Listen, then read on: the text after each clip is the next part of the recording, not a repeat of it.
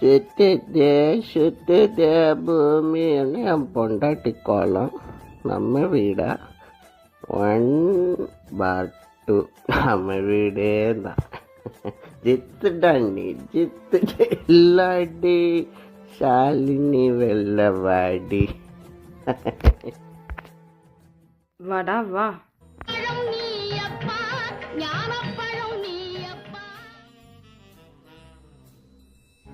ஏன் இவ்வளோ லேட்டு?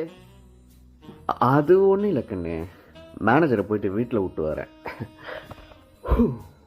வா உள்ள போலாம், வா வா உள்ள போலாம் வா.